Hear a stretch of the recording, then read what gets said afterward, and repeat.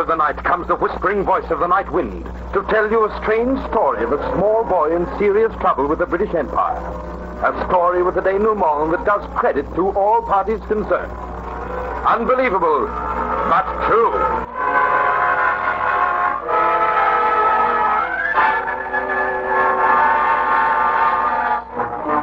I tell you, I didn't steal the money, Father. I didn't steal it.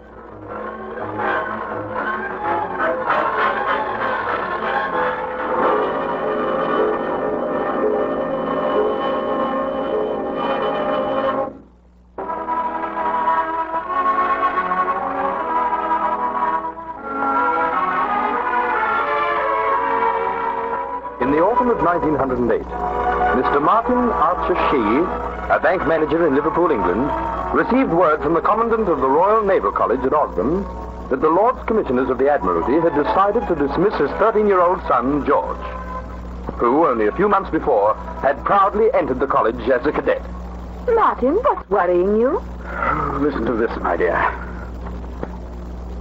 Dear sir, my lords deeply regret they must request you to withdraw your son from Osborne.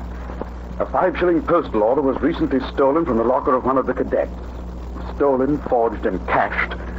And after a consideration of all the available evidence, we are forced to the unfortunate conclusion that George Archer Shee is the guilty party. We deeply regret having to convey this information to you. George, a thief? It can't be true. Surely you don't believe it, Martin?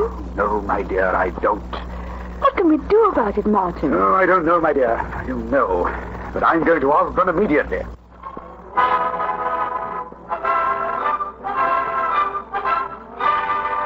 On arrival at Osborne, the distressed father cross-examined his son regarding the missing postal order. The boy protested his innocence, and his father immediately sought and was granted an interview with the Commandant. I'm sorry, Mr. Archer Shee, your son's case is closed. But the evidence seems to be merely circumstantial. And if I can't get satisfaction from you, sir, I'll be forced to take this case to a higher authority. I feel, Mr. Shee, you're wasting your time. If the Lords of the Admiralty even once allowed the dismissal of a cadet to be reviewed by the inevitable or outraged family, they would be establishing a costly and regrettable precedent. Nevertheless, I shall prove my son's innocence. Good day, sir.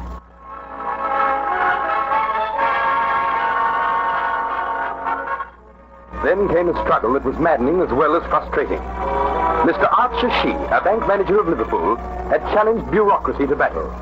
He was fighting the massive, complacent inertia of a government department, which was not used to being questioned, nor liked to be bothered. Gradually, the episode began to find its way into print, and there were plenty of smug old gentlemen in clubs who readily declared that this man, Archer Shee, was making a confounded nuisance of himself. You've seen the Times today, Montgomery? Yes, haven't. This Archer Shee got damned high, don't you think? All impertinence. I believe he's retained Carson to fight the boy's case. Lot of nonsense. Taking up the country's time and money. I don't know what the place is coming to. Next thing we'll have a revolution on our hands. It's not like the old days. Not at all like the old days.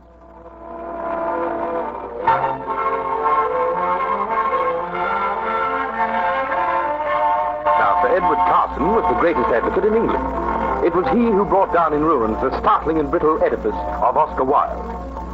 But when all his brilliance is forgotten, he will be remembered for the good turn he once did to a small boy in trouble. It was only after he had heard George Archer Shee's own story and subjected him to the crossfire of questioning that he agreed to take the case at all. After that interview, he said, This boy didn't steal the postal order. Now let us get at the facts. This took a bit of doing. The Admiralty resented the notoriety the case was rapidly gaining, and even Sir Edward Carson was confronted by obstacles which appeared almost insurmountable. Sir Edward, I'm afraid the case is hopeless. Hopeless, Mr. Shee? Why, man, we haven't begun to fight yet. But we can't even get it into court. I know, Mr. Archer Shee, and I've decided to achieve that by employing a long-neglected device known as the Petition of Right. The Petition of Right? Yes. It's an antique law by which any subject may petition the king, but only under certain circumstances. If he approaches the throne with the Petition of Right, and the king consents to write across it, let it be done. His Majesty can, in that instance, and on that issue, be sued like any commoner. And you think this device will succeed? Well, Mr. Shee, there's always one way to find out. Let's try it.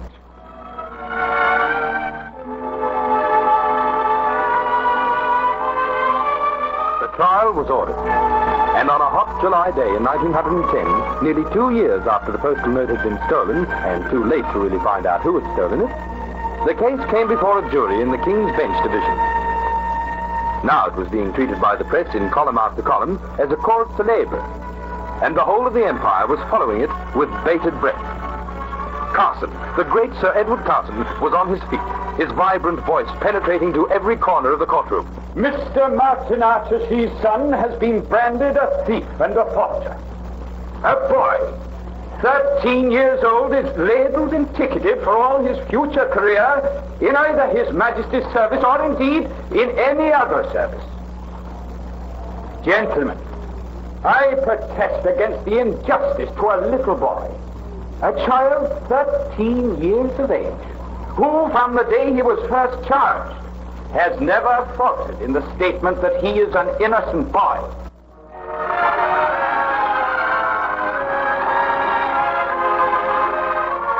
The case continued, and as it unfolded, plain men and women everywhere began to realize that this was no mere matter of a 5-shilling theft, but a vital issue of democracy, an issue just as important as any in the annals of British history. Silence! Silence in the court! Call George Archer Shee! George Archer Shee to the same place. Take the Bible in your right hand. Do you swear before Almighty God the evidence you're about to give in this case shall be the truth, the whole truth, and nothing but the truth? Repeat after me, so help me God. So help me God. George Archer Shee, you are accused of having stolen on a certain day some 2 years ago a postal note to the value of 5 shillings from a fellow cadet's locker. Now, did you or did you not steal that 5 shillings? I did not, sir. What was the state of your allowance at the time of the theft? I had ample funds. And if you had become financially embarrassed, you could always have written to your father for the amount. Yes, sir, I could. That is all.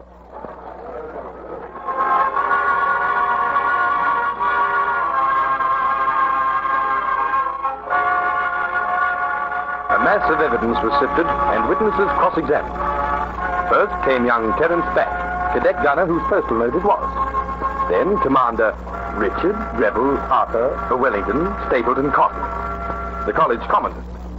And finally, most important of all, Miss Anna Clara Tucker, the postmistress. Miss Tucker, on the day in question, had any cadets been to the post office? Yes, 2. One to buy 15 and 6 postal order, and the other to buy 2, totaling 14 and 9. And it was one of them who had cashed that stolen order? Yes. Now, could you, Miss Tucker, pick out the boy who cashed that order? Well, sir, they all look so alike in their uniforms that, quite honestly, I wouldn't know one from the other. Then how is it that you told Commander Cotton it was Cadet Archer Shee who had cashed the stolen order? Oh, that's quite simple, sir, because I remember the stolen order was cashed for the boy who had bought the postal order for 15 and 6. And your records show that boy was Cadet Archer Shee? Yes.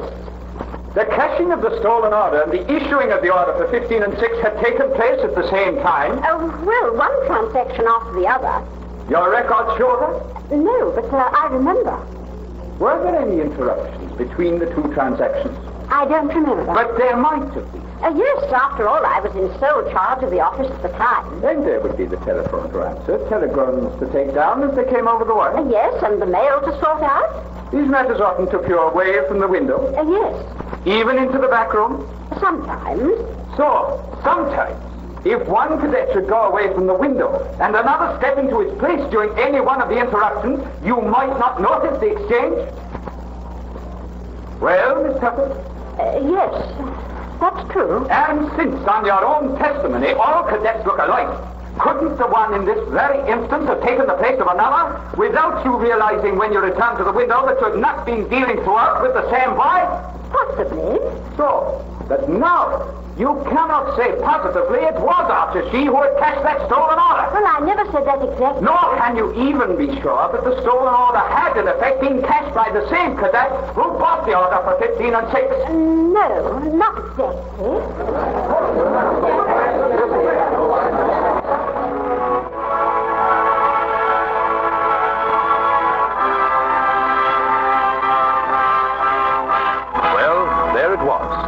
was a gap in her story wide enough to drive a coach through. Therefore, when the court opened on the fourth day, the Crown Prosecutor, Sir Rufus Isaacs, announced that he no longer wished to proceed with the case. And so, while the jury streamed out of the box to shake hands with Carson and the boy's father, the exhausted advocate turned to congratulate the boy himself, only to find that he was not in court. Congratulations, Edward. Oh, congratulations, Mr. Arthur Shee. Thank you. Mr. Shee, tell me, how is it that young George is not here this morning?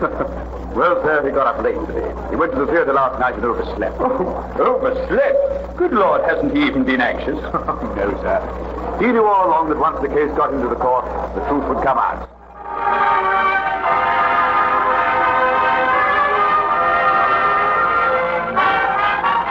For weeks, Sir Edward Carson had hardly been able to get any sleep.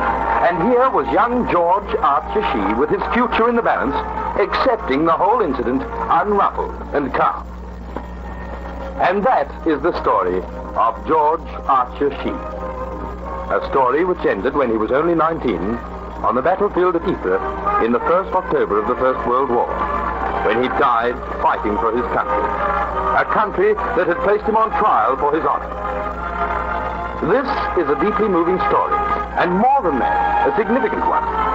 For it is only in a community governed by democracy, where the right of the individual is prized above the state, that the Archer Shee case could have happened. That the mightiest men in the land should take up the cudgels of a 13-year-old boy is something magnificent that must be remembered as long as liberty and justice exist.